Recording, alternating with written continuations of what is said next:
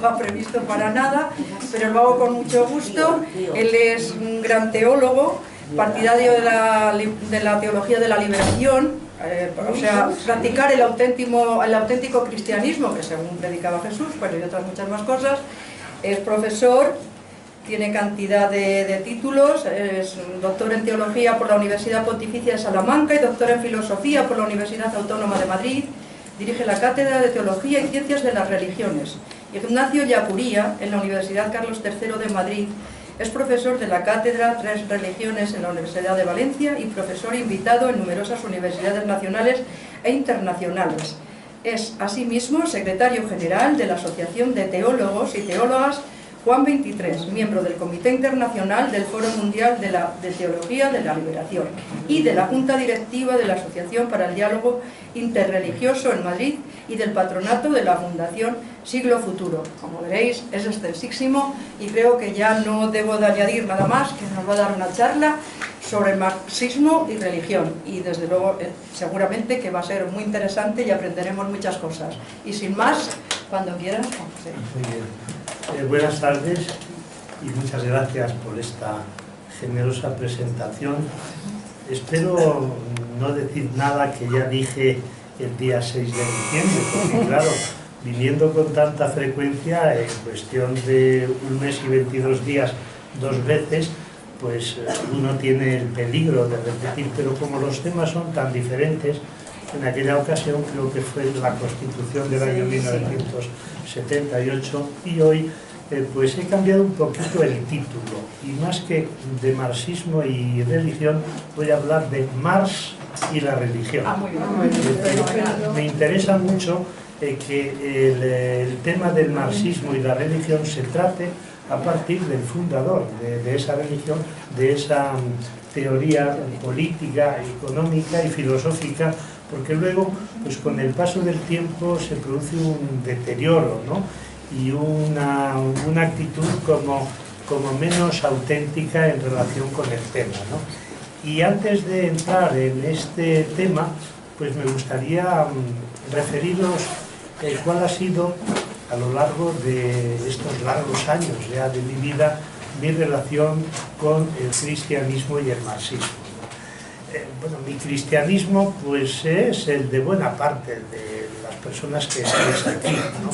Un cristianismo o un catolicismo mejor de carácter cultural, surgido de un entorno religioso rural, en un pueblo pequeño de la provincia de Palencia, dentro de un ambiente familiar católico, no especialmente piadoso, no especialmente religioso en el sentido de convicciones, sino sencillamente pues era un catolicismo de carácter ambiental, un catolicismo de prácticas religiosas y un catolicismo de herencia, de tradición, sin ningún tipo de formación. Y en relación con el marxismo, mi relación con el marxismo durante todo ese tiempo pues fue una relación muy distante, incluso me atrevería a decir que de un desconocimiento total del marxismo, de la figura de Marx, de toda la historia, la importancia filosófica, económica y política de esta tradición tan significativa en Occidente y en otros lugares del mundo, ¿no? Y recuerdo que en la escuela, pues el maestro nos hacía la pregunta aquella de ¿qué es la religión para Marx?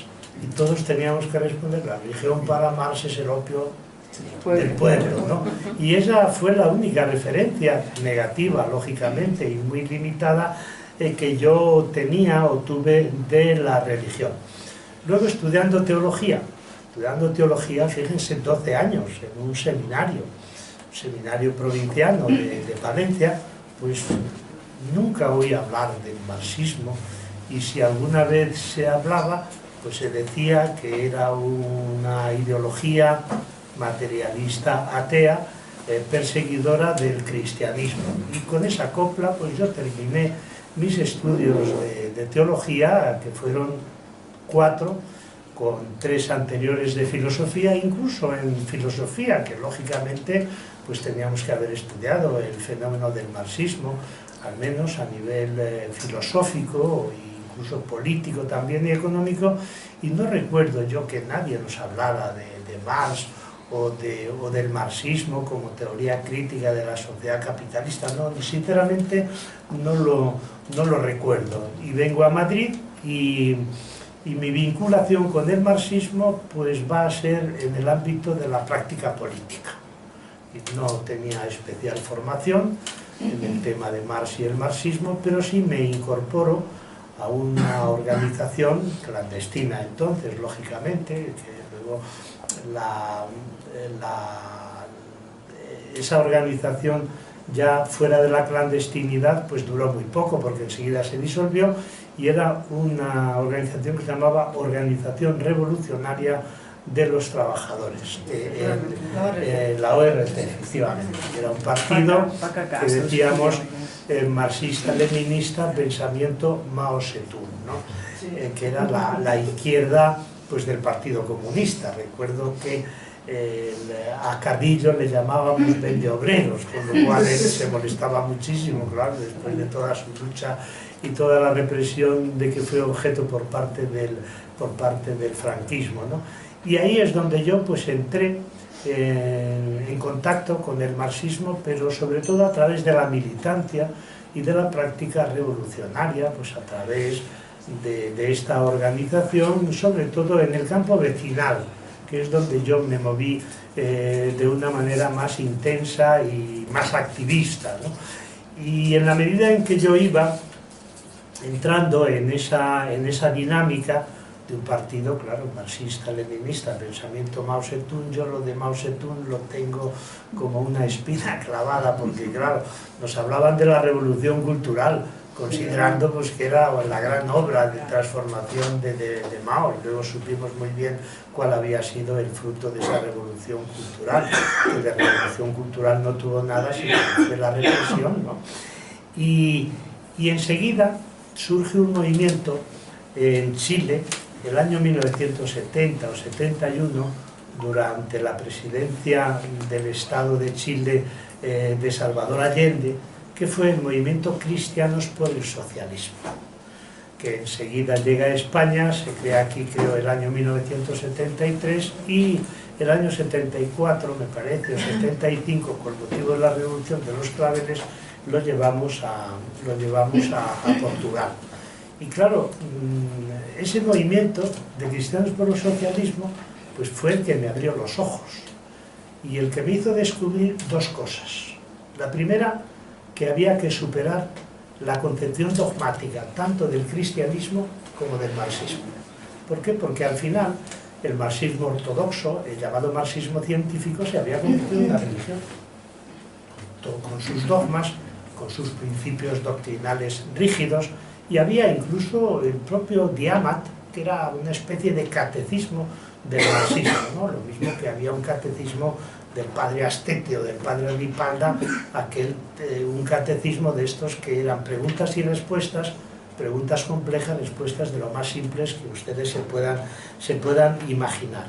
Pero entonces ahí descubro esto, que el cristianismo y el marxismo operan como modelos y sistemas dogmáticos desde el punto de vista doctrinal y también desde el punto de vista político e incluso económico, con los famosos dogmas pues, de la supresión de la propiedad privada, la lucha de clases y la desaparición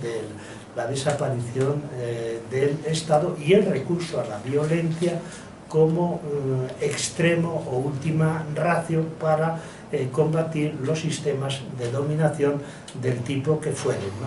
Y el segundo descubrimiento que yo hago es que cristianismo y marxismo tienen ámbitos de convergencia fundamentalmente desde el punto de vista ético.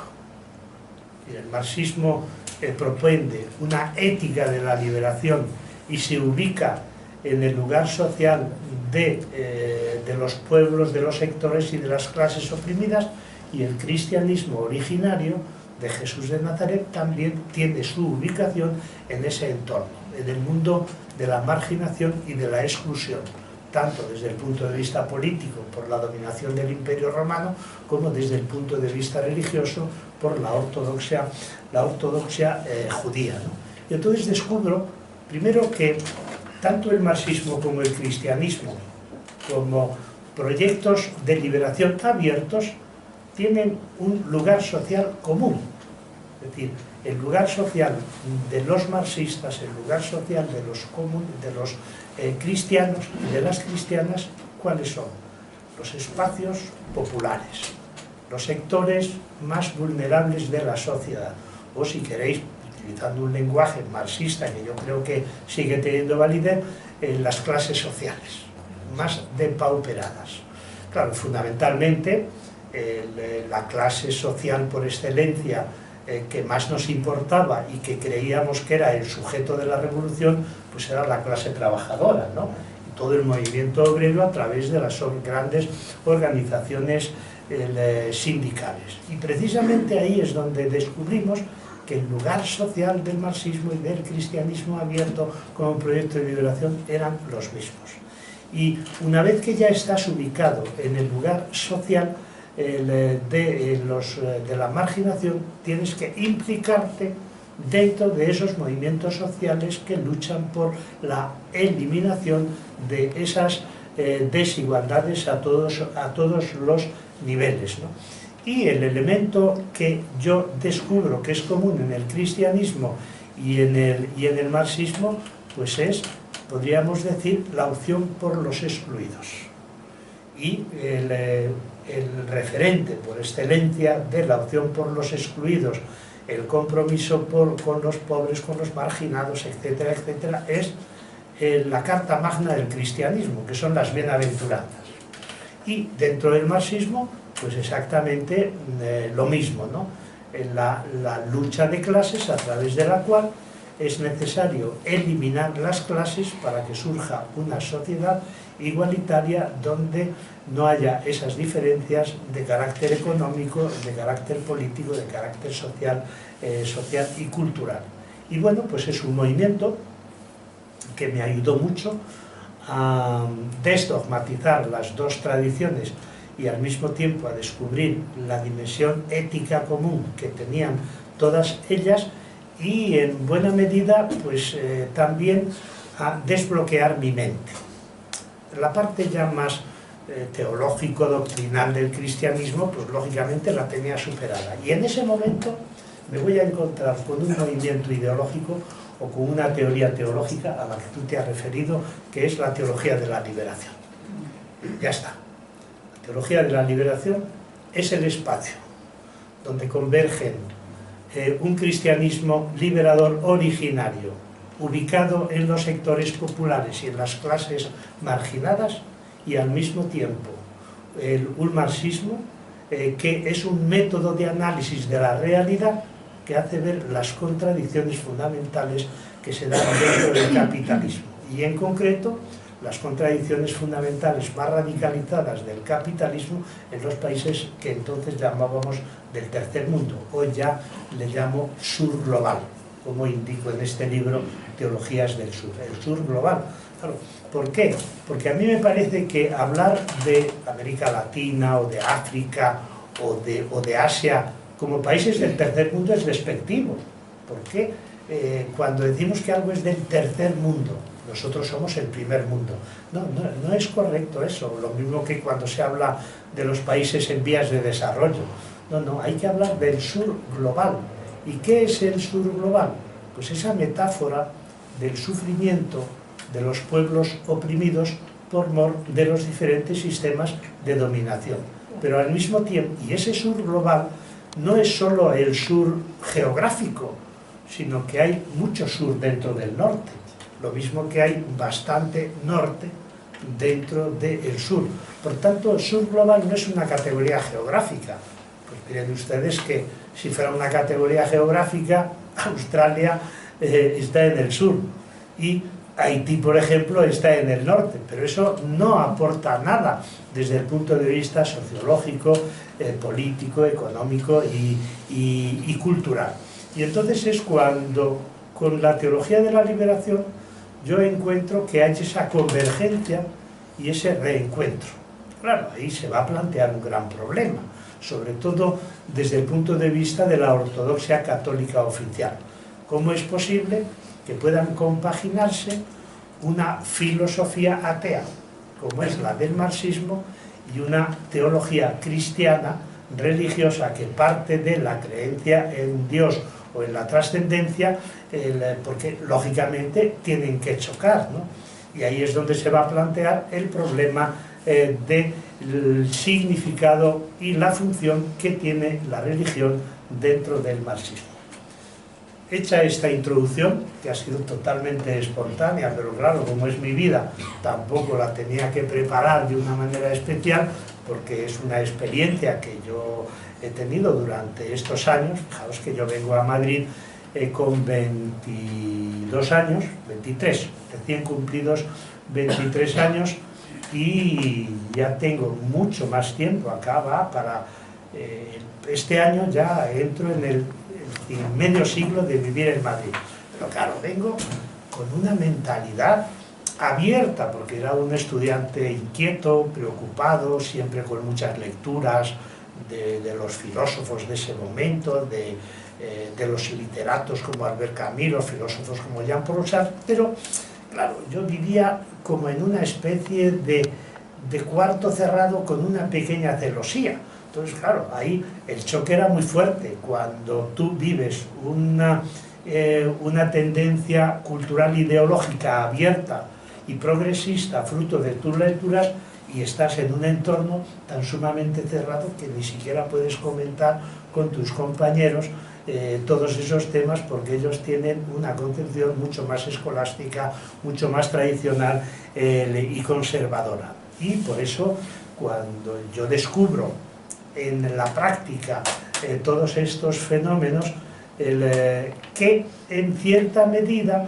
pues ya estaban alimentados por una formación teórica no demasiado profunda. Y entonces llegamos al marxismo.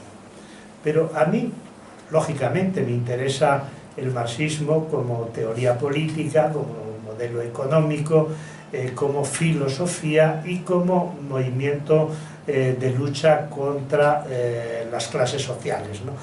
Pero, claro, antes del marxismo tengo que hablar de Marx. Y en eso es en lo que voy a centrar mi exposición. Marx y la religión.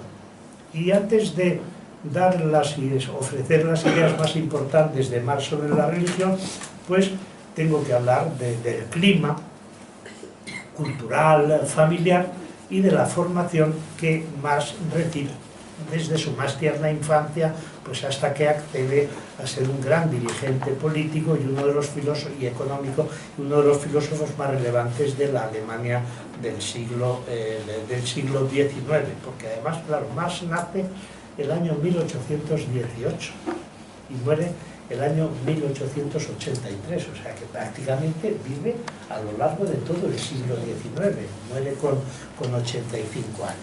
Entonces, ¿cuál es el clima familiar en el que se mueve Marx? Pues sería, desde el punto de vista político y cultural, procede o vive en una familia de la burguesía liberal. El padre era un abogado liberal de gran cultura y de una formación racionalista, ¿no? Y toda la familia de Marx era de ascendencia judía. Esto es muy importante. Ustedes leen El Capital y están constantemente leyendo referencias de la Biblia hebrea y de la Biblia cristiana, que se la conocía al dedillo, ¿no? Su abuelo paterno pues fue rabino, el padre era judío y se convirtió al protestantismo. ¿Por qué? Porque no podía, como abogado, no podía ejercer la profesión siendo judío, ¿no? La madre descendía también de una familia judía holandesa y, como digo, pues los judíos tenían prohibido el ejercicio de determinadas profesiones y en concreto la de la abogacía. Y precisamente por eso el padre se convierte al protestantismo luterano, que es el protestantismo, diríamos, más radical, ¿no?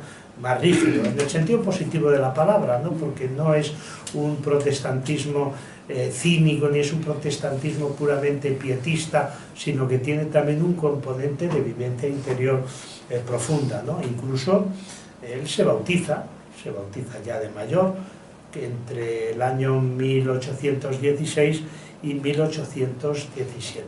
Incluso cambia de nombre. El nombre judío es Hirschel, ¿no? Y él se cambia a Heinrich, que es Enrique, ¿no? Y otro dato también importante es que después de la conversión del padre, bautiza a su hijo, a Carlos. Él le bautiza en la iglesia evangélica el año 1824. Marx tiene una formación católica, porque va a estudiar en un liceo católico entre 1830 y 1835. Entonces, ¿qué tipo de vivencia religiosa tiene Marx dentro de su propia familia? Pues es una vivencia en un clima liberal y filosóficamente hablando en un horizonte racionalista, ¿no?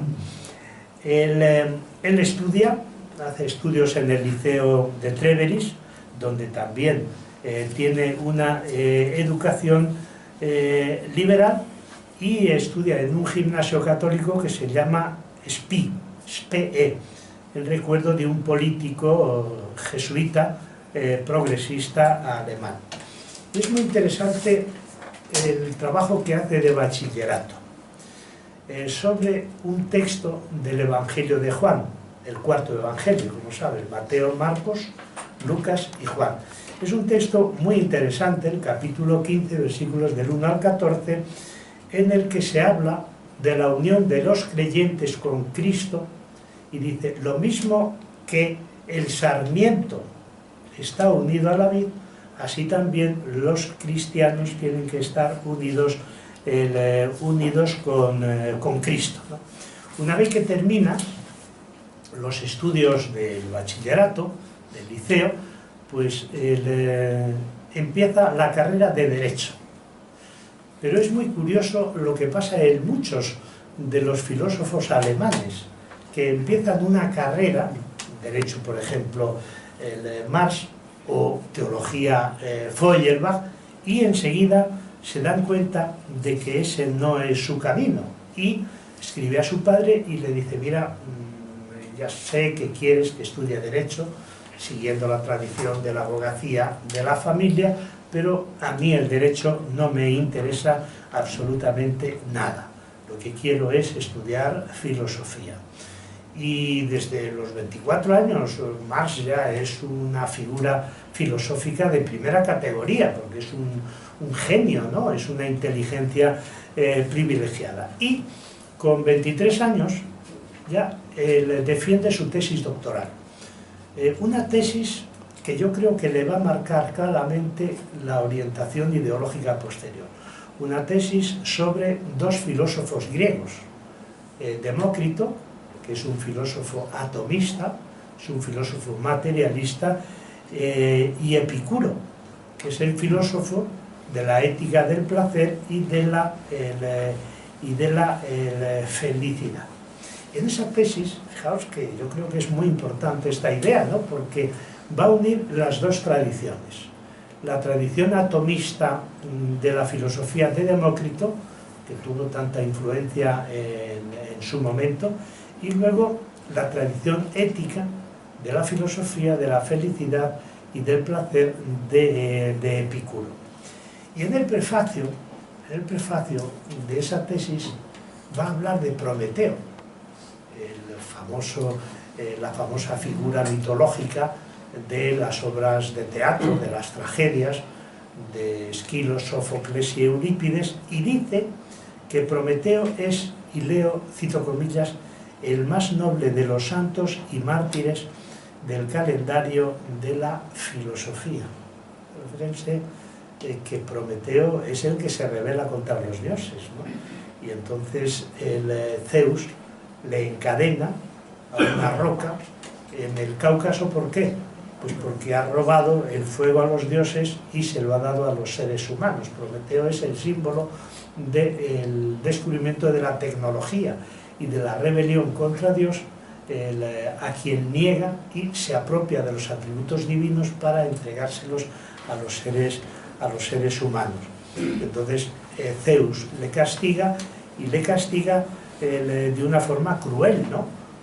Un águila le está royendo el hígado, pero además el hígado estaba creciendo durante el día, y por la noche volvía a comérselo el águila, ¿no? Y uno de los hijos de Zeus, que es Heracles, le libra del castigo matando al águila de un flechazo. Entonces, Prometeo en realidad es el símbolo de la persona protectora y bienhechora de la humanidad. Es la figura o el mito de la protesta contra la injusticia, de la que él mismo es objeto. Y tercero, es la figura del que se subleva contra Dios, ¿no? Fijaos que tres elementos. Esquilo, que tiene una obra de teatro, una tragedia, como sabéis, que se llama Prometeo encadenado, pone en boca de Prometeo esta afirmación: odio a todos los dioses, prefiero vivir encadenado a una roca a verme obligado a servir a Zeus. Comillas, jamás cambiaré mis cadenas por el servilismo del esclavo. El año 1843, o quizás en el 44, no recuerdo muy bien, tiene un encuentro que es clave.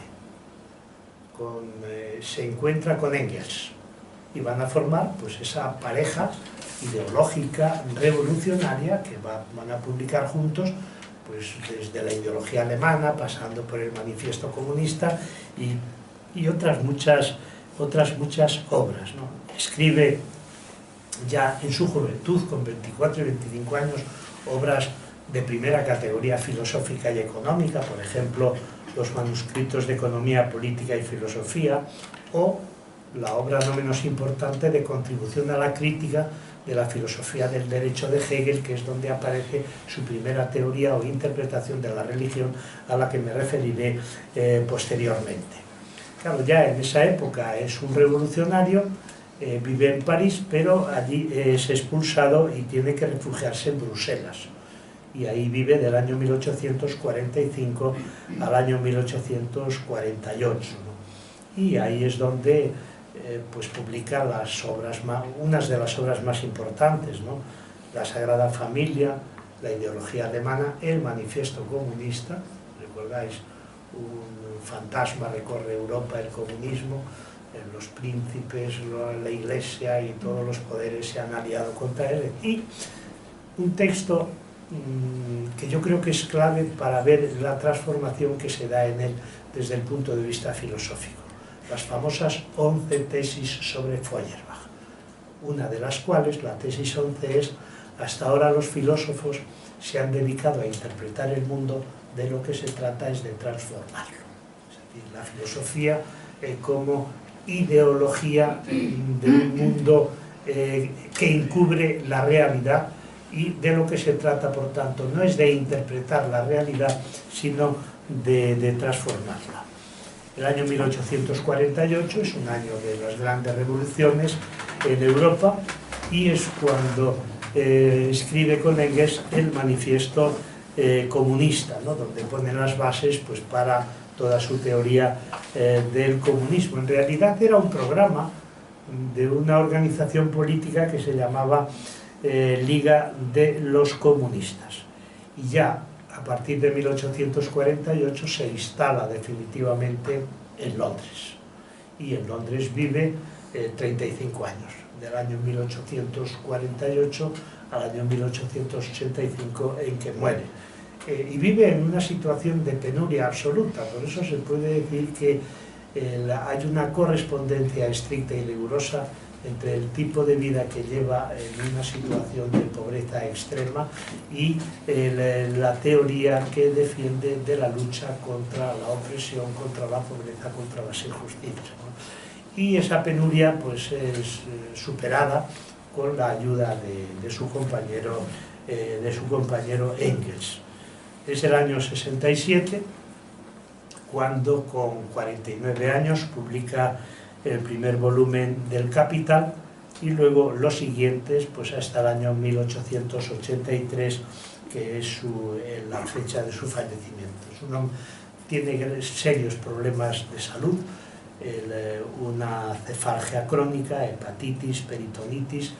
Fallecen su esposa y su hijo y eso pues va a precipitar su muerte, que tiene lugar, como os decía anteriormente, el año 1883 con 65 años. Entremos ahora, dicho de una manera muy esquemática, lógicamente, ¿no? Porque luego podéis tener oportunidad de intervenir y de enriquecer todas estas reflexiones mías, ¿no? Entremos ahora en el planteamiento que hace el Marx de la religión. Y habría que centrarse en dos momentos de su vida o en dos horizontes. El primero es la tradición ilustrada. Claro, lógicamente Marx es un ilustrado, es una persona que se mueve en el ámbito de la ilustración europea, ¿no? Que está desarrollándose pues con enorme fuerza en los diferentes países de Europa, pero muy especialmente en Francia y en Alemania, bueno, también en Inglaterra con la ilustración empirista. Claro, la ilustración del siglo XVIII y del siglo XIX tiene como tres grandes corrientes, ¿no?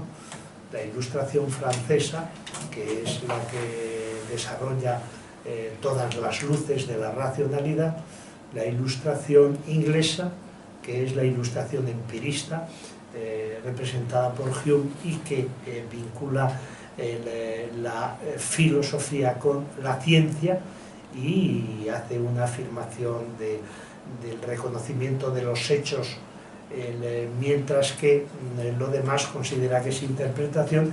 Y la tercera orientación pues es la de la filosofía alemana, que es la filosofía idealista, ¿no?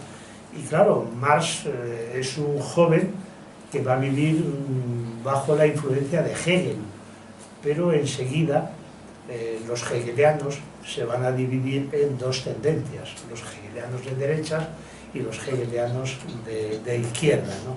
Y Marx se posiciona del lado de los hegelianos de izquierda, que son aquellos que ponen a Marx sobre sus pies, es decir, los que dan una interpretación materialista a toda la fenomenología del espíritu de Hegel, ¿no? Entonces, ¿cuál es el planteamiento de Marx como filósofo ilustrado de su tiempo en relación con la religión? Pues es un crítico de la religión, porque considera, siguiendo la tradición de Feuerbach, que la religión es la proyección que hace el ser humano de sus cualidades hacia un ser trascendente que consigue dominarle una vez que el propio ser humano lo ha creado, ¿no? Entonces, él va a estar influido por Feuerbach, que es el filósofo humanista por excelencia, ¿no? La filosofía humanista de Feuerbach desemboca en ateísmo. Dice, ¿pero por qué? El punto de partida de mi filosofía, dirá Feuerbach, no es la negación de Dios, sino la afirmación de la libertad y de la individualidad del ser humano. Pero como esa libertad y esa individualidad del ser humano es interferida por Dios, que se la va a negar y se va a apropiar de ella, pues no tengo más remedio que negar a Dios. Pero niego a Dios no como acto primero, sino como un resultado de mi defensa de la libertad del ser humano. Y en la contribución a la crítica de la filosofía del derecho de Hegel, Marx dice, comillas, para Alemania la crítica de la religión está en lo esencial completada, y la crítica de la religión es la premisa de toda crítica. Es decir, antes de hacer ninguna crítica económica o política, hay que hacer la crítica de la religión, que es la que dificulta los procesos revolucionarios de conciencia y de la práctica transformadora, ¿no? Entonces, la idea de Marx sobre la religión es la de los ilustrados de ese momento, ¿no? Todo lo real se enmarca en el horizonte del ser humano, o dicho con palabras del propio Marx, el ser humano es el ser supremo para el ser humano. El ser humano es la raíz del ser humano, ¿no? Entonces, ¿eso qué comporta? Pues la misma idea de Feuerbach, de que Dios es la alienación y el desdoblamiento del ser humano. Y dirá, cuanto más rico es Dios en atributos, más pobre es el ser humano. Y compara la relación del ser humano con Dios con la relación del trabajador con el producto de su trabajo. Dice, cuanto más entrega el trabajador a su trabajo en la economía capitalista, más se aliena y menos dueño es de sí mismo. Que lo mismo sucede en el caso de la religión. Cuanto más atributos apliquemos a Dios, cuanto más rico es Dios en omnipotencia, en omnipresencia, en omnisciencia, en providencia, en todas las cualidades elevadas al grado sumo, pues más pobre es el hombre. ¿Por qué? Porque lo que hace el ser humano es proyectar sobre un ser que él mismo crea y le considera superior todas sus cualidades, todos sus atributos, todos sus valores y todas sus virtudes, ¿no? Por tanto, veremos luego cómo uno se libera de la religión, pues apropiándose de aquello que habíamos proyectado sobre Dios. En conclusión, es el ser humano el que crea la religión. ¿Pero qué tipo de ser humano? Y ahí es donde va a empezar a construir toda la teoría sociológica, económica y política de la religión. Y es cuando va a analizar la religión desde la perspectiva de la teoría marxista, ¿no? Dice, quien crea la religión es el ser humano, pero no como ser individual, como ser puramente subjetivo, sino el ser humano como ser social, no como individuo abstracto y aislado, sino como persona que vive en el entramado de las relaciones sociales, ¿no? Dice, y es este ser humano como ser social el que crea la religión como una superestructura ideológica. Por tanto, dirá Marx, la religión es un producto social, es una construcción social de la humanidad. ¿Y qué funciones ejerce la religión dentro de la sociedad capitalista? Pues dirá, es la teoría general de este mundo y su compendio enciclopédico. Y hay una serie de afirmaciones que hace la contribución a la crítica de la filosofía del derecho que han sido interpretadas de múltiples formas. Yo las voy a citar y luego pues las interpretaciones que cada uno de nosotros y nosotras creamos oportunas, pues las podemos expresar. Dice, la miseria religiosa es la expresión de la miseria real. Dice, la miseria religiosa es la protesta contra la miseria real. Cuidado, por tanto, a la religión le va a conceder una cierta función, ¿no? La miseria religiosa es no solo la expresión de la miseria real, sino también la protesta contra esa miseria real. Y él dirá, la religión es el suspiro de la criatura oprimida, el corazón de un mundo sin corazón, el espíritu de una situación sin espíritu. De alguna manera, pues viene a decir que la religión expresa una cierta disconformidad con la miseria real, que es la generadora del sufrimiento. Entonces parece que sí reconoce alguna función positiva a la religión en el ámbito de la sociedad capitalista, pero enseguida rebobina y dice, la disconformidad con la miseria real expresada en clave religiosa es ineficaz e inoperante. Es decir, esa disconformidad, esa crítica, esa protesta que hace la religión contra la miseria real, contra la situación de opresión que vive el pueblo, contra la situación de alienación en la que se encuentra la clase trabajadora que ha vendido su fuerza de trabajo y su creatividad y su capacidad productiva al empresario, al capitalista, dice, es como una especie de velo que oculta la realidad. O sea que es una especie de consuelo vano. ¿Por qué? Porque dice, la religión, ¿a qué se limita? A ofrecer un consuelo en la otra vida, mientras aquí las cosas siguen como están. O dicho de otra manera, la religión ofrece al pueblo una dicha, pero es una dicha ilusoria, no una dicha real. Y aquí es cuando viene, al final de este párrafo, la afirmación, la religión es el opio del pueblo. Pero curiosamente, esta no es una idea original de Marx, sino que estaba muy presente en el ambiente de los hegelianos, podríamos decir, de izquierda, ¿no? Ya se hablaba de la religión como una función embriagadora, alienante. La función que ejerce es similar a la de los narcóticos y era una expresión muy extendida, con distintas modalidades, en el ambiente cultural crítico de la religión de esa época, ¿no? Por ejemplo, los hermanos Bauer pues hablaban de la embriaguez de la religión. Pero a mí me parece que hay un elemento positivo en la exposición anterior, porque de alguna manera podría decir, si la religión no es el corazón de un mundo sin corazón, el espíritu de un mundo sin espíritu, entonces está claro, es el opio del pueblo. Por tanto, ese opio no hay que combatirlo, ¿no?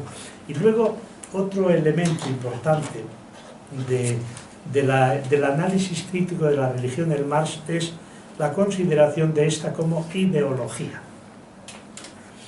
Ahora, en 2 meses, va a aparecer un libro que estoy escribiendo, ya hemos terminado, y ahora estamos con la introducción, con el prólogo, que es lo último que se escribe generalmente, con José Manuel Romero, un profesor de filosofía de la Universidad de Alcalá de Henares, que trabaja conmigo en la figura de este gran filósofo y teólogo jesuita asesinado en El Salvador, Ignacio Ellacuría, que además mi cátedra tiene el nombre de Ignacio Ellacuría, y estamos trabajando un método de Ignacio Ellacuría, que es la historización de los conceptos, ¿no? Y en la introducción analizamos precisamente esta idea, ¿no? La crítica que Ignacio Ellacuría hace de la ideología a través de la historización de los conceptos. Claro, ¿qué es la ideología dentro de la concepción marxista o marxiana? Pues es un conjunto de ideas y representaciones que encubren, ocultan, falsean e invierten la realidad. O sea, la ideología lo que hace es invertir la realidad. O, más todavía, la ideología es aquel conjunto de ideas y de representaciones que impiden descubrir los mecanismos ocultos que existen en la realidad. La ideología lo que hace es quedarse en la pura apariencia y en la superficie. Por tanto, diríamos, lo que hace la ideología es presentar la realidad invertida. Y se refiere fundamentalmente a 2 ideas o a 2 sistemas que considera que son claramente ideológicos. El primero es el capitalismo. El capitalismo, dice, como ideología falsea la realidad, presenta el capital como la única fuente de valor por sí mismo, sin tener en cuenta otros factores que intervienen, como por ejemplo la fuerza del trabajo, el proceso de producción, etcétera, etcétera. Y entonces él dirá, el capitalismo es la ideología de los intereses de una clase social que es la clase social dominante. Y el segundo fenómeno, que considera que es ideológico en grado extremo, es la religión. Dice, la religión es la ideología suprema. ¿Y por qué? Por esta razón. La primera, porque busca dar sentido absoluto a la existencia humana. La existencia humana tiene un sentido relativo. El ser humano es un ser contingente, es un ser que está amenazado por el sufrimiento, que está amenazado por la muerte, por el dolor, por las limitaciones de todo tipo, ¿no? Pero claro, ¿qué hace la religión? Darle ese sentido absoluto que justifica la existencia humana, incluso en situaciones de miseria, de desgracia y de infelicidad. El segundo, ¿por qué es la ideología suprema? Porque ofrece una salvación definitiva. Y esa salvación definitiva es tanto en esta vida como en la vida futura. Y además la ofrece para toda la humanidad. Y dirá más. De la religión es la más ideológica de todas las ideologías. ¿Por qué? Dice, porque apela a una autoridad trascendente no controlable. Claro, apelar a Dios, ¿no? Solo Dios me puede juzgar. Cuando los jerarcas católicos pues se ingieren en asuntos políticos, cuando legitiman guerras de religiones, cuando apoyan sistemas de dominación y se les denuncia, ellos siempre apelan a Dios. No aceptamos juicios humanos, el último juicio, el último juez es Dios, pero claro, ese juez trascendente no tiene ningún tipo de control, ¿no? ¿Y quién pide cuentas a Dios? Y si se le piden cuentas y él no quiere darlas, como sucede con frecuencia, porque no habla, ni se expresa, ni se comunica, no las da, ¿no? Y finalmente, pues es la más ideológica de todas las ideologías porque se sustrae a toda crítica, ¿no? El caso, por ejemplo, de la actitud de Dios ante el sufrimiento de los inocentes, ¿no? Digamos, por ejemplo, el caso del niño Julen. Se me ocurre en este momento, pero es un caso que yo estudié, un caso similar, o del sufrimiento de los inocentes en la época de la teología escolástica que yo cursé en el seminario, en ese seminario del norte de España, ¿no?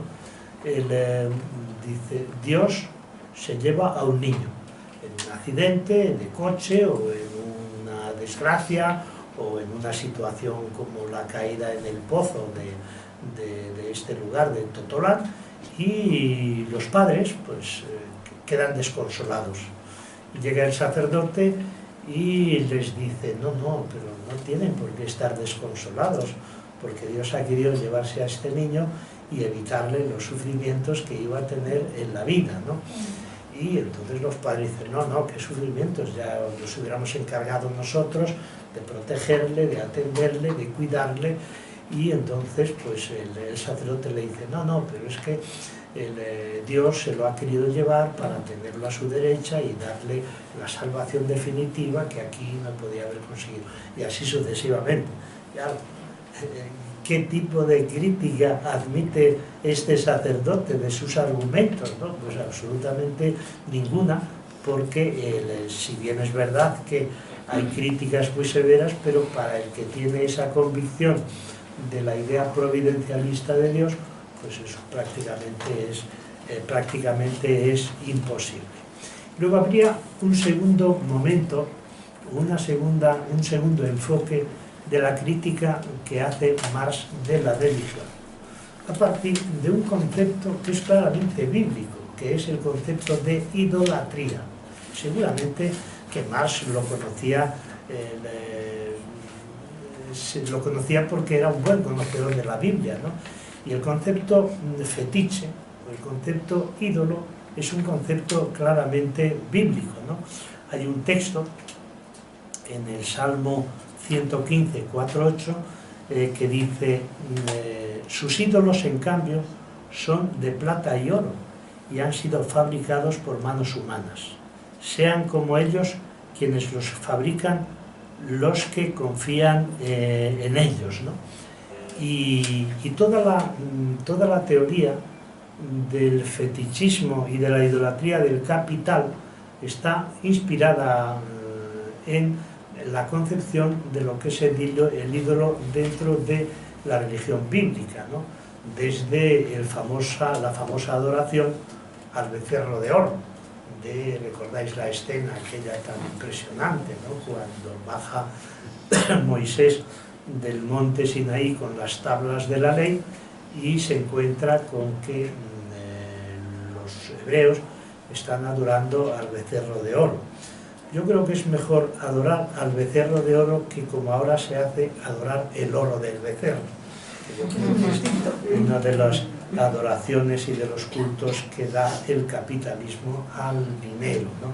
Y por eso el capitalismo es una religión de culto, pero ya no a los ídolos, a los ídolos del becerro de oro, sino al oro del becerro, ¿no? Y por eso Marx pues, toma esta idea y dice y analiza las regiones nebulosas del mundo de la religión.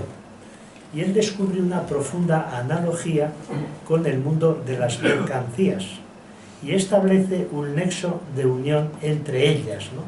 El fetiche. En el mundo religioso, las creaciones de la mente humana se presentan como seres dotados de vida propia, de existencia independiente. ¿Cuál es la idea que luego aplica él a la religión de la idolatría del capital? Pues dice, el capitalismo aplica al capital los atributos que las religiones aplican a Dios. Y esto yo lo ejemplifico con los 5 atributos que reconocía a Dios nuestro antiguo catecismo. Decíamos, los 5 atributos de Dios son la omnipotencia. Fíjense en qué terminan todos. Omnipotencia, tiene todo el poder absoluto. Omnisciencia, tiene toda la sabiduría. Omnipresencia, está presente en todos los sitios, por tanto no podemos escapar a su mirada. Providencia, es decir, sabe lo que va a suceder en el futuro. Y con relativa frecuencia, violencia. Fíjense, los 5 terminan en cia. ¿Tendrá algo que ver ese Dios con esa organización norteamericana que controla la vida de todos los ciudadanos?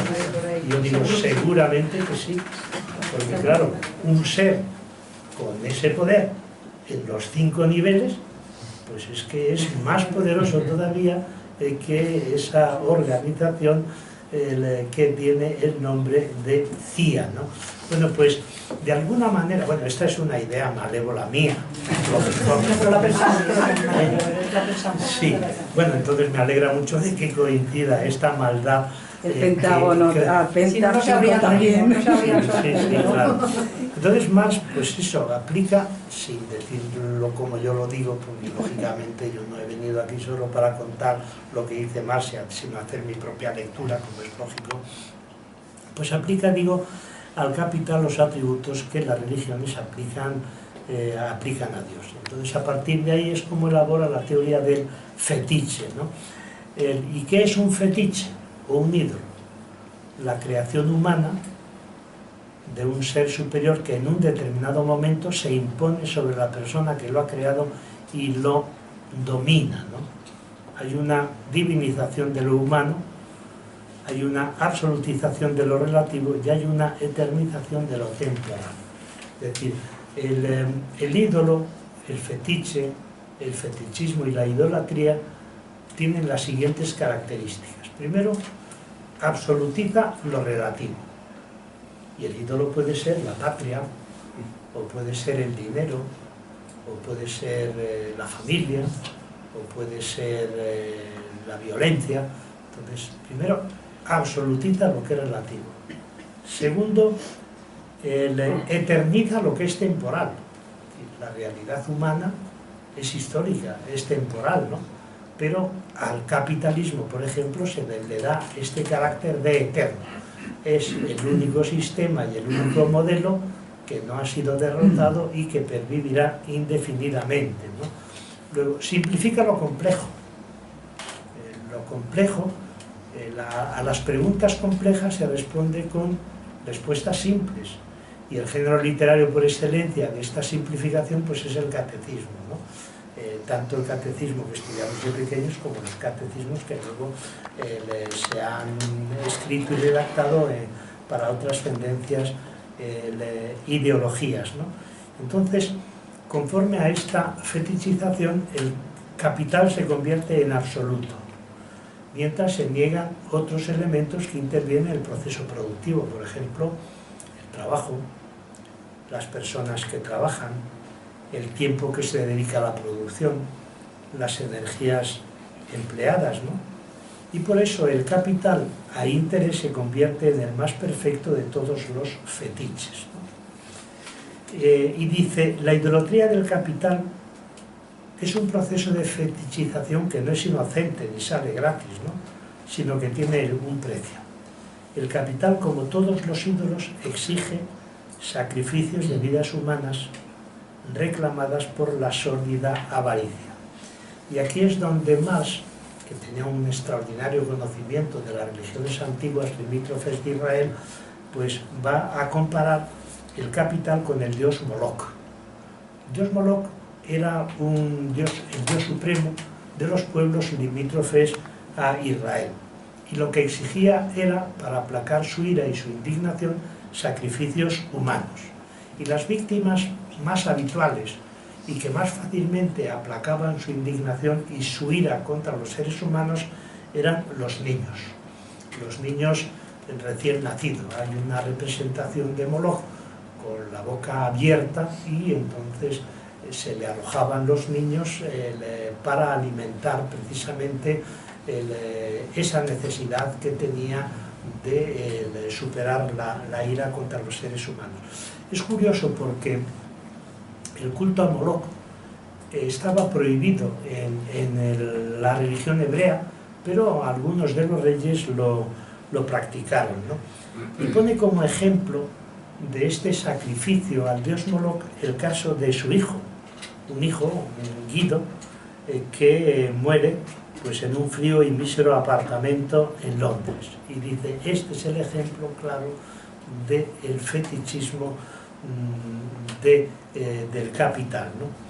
Y luego también recurre a otra idea religiosa, que es la idea del sacrificio, y la aplica a los trabajadores.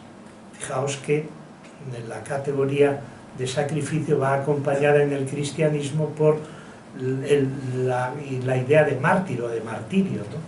Bueno, pues Marx va a hacer una especie de historia o martirologio de los trabajadores, y a quien presenta como mártires del ídolo capital.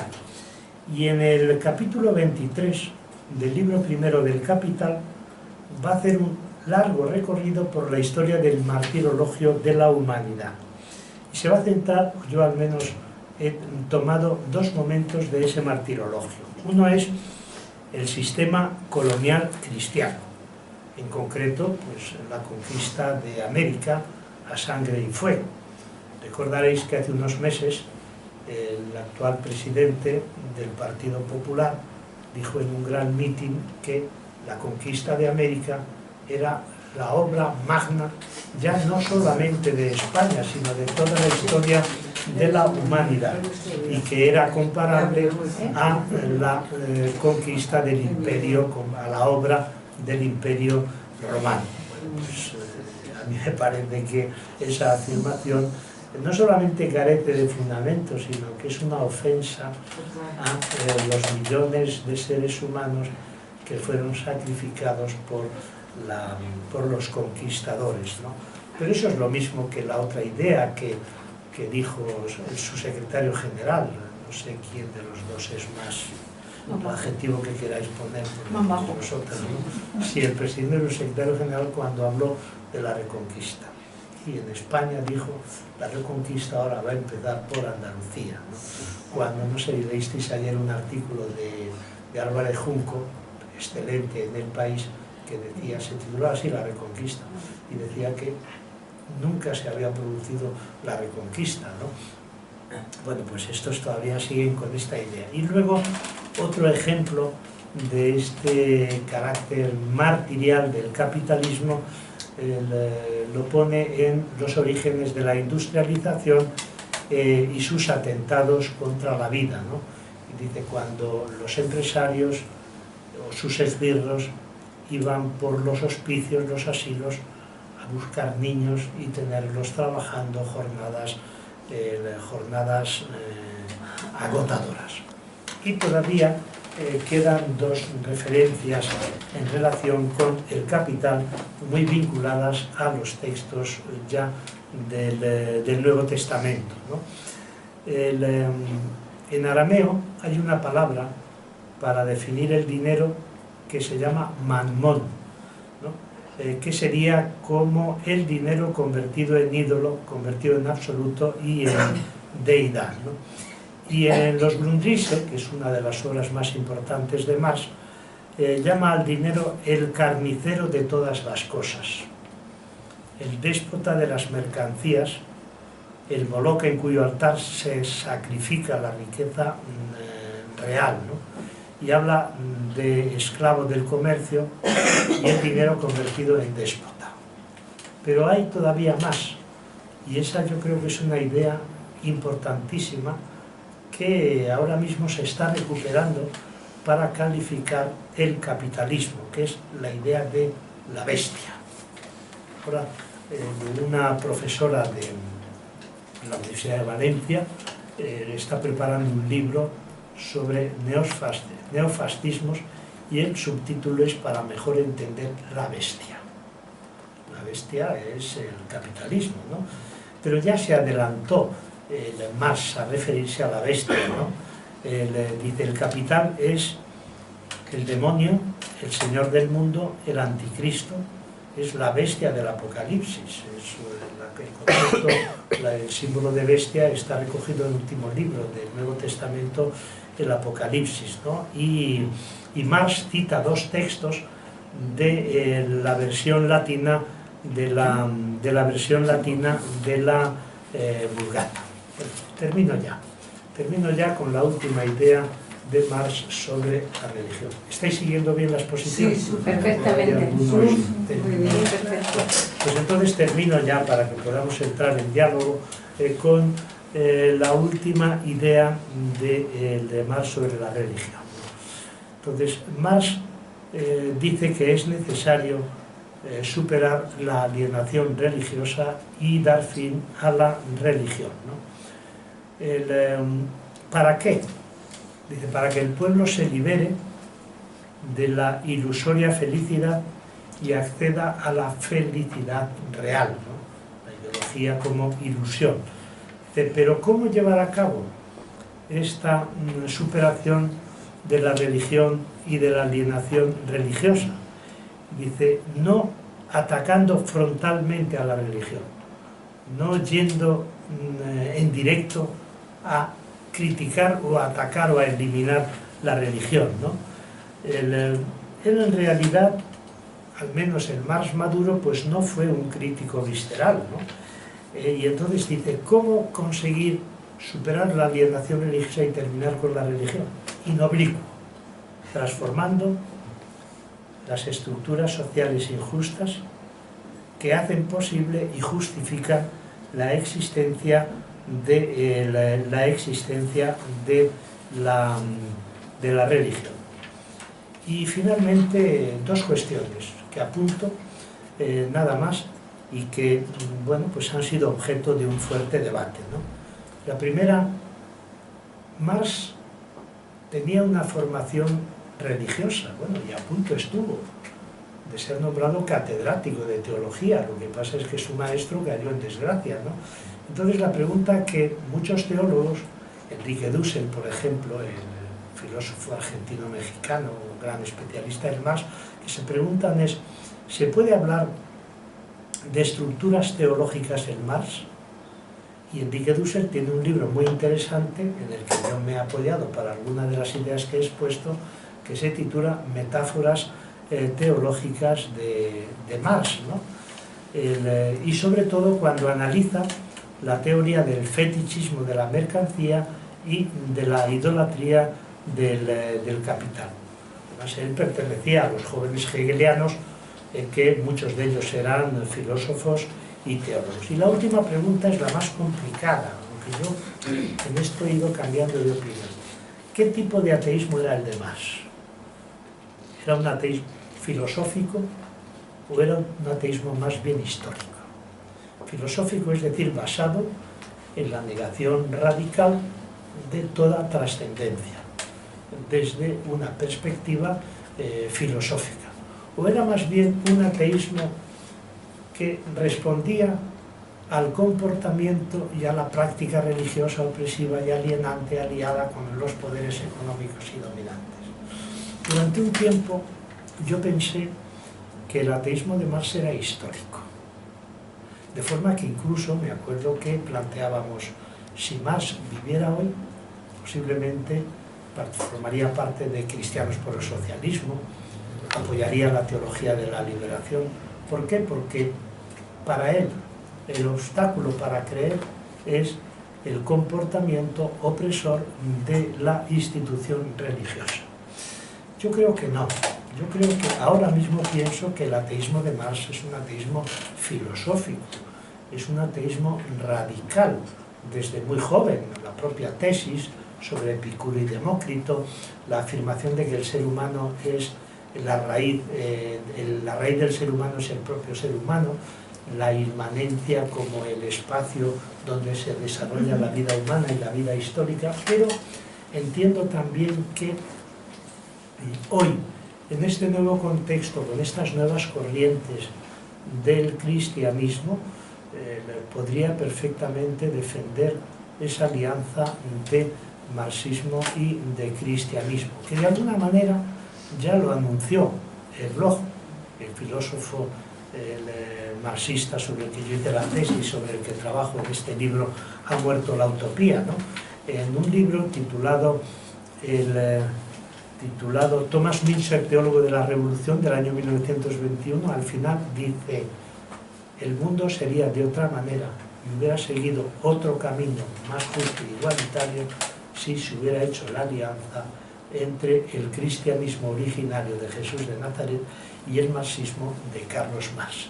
Es decir, que a mí me parece que, aun reconociendo que el ateísmo de Marx es un ateísmo claramente fundado filosóficamente, sin embargo yo creo que todo su análisis deja la puerta abierta a que puede haber esa alianza para luchar contra las injusticias de nuestro mundo y trabajar por otro mundo posible. Muchas gracias.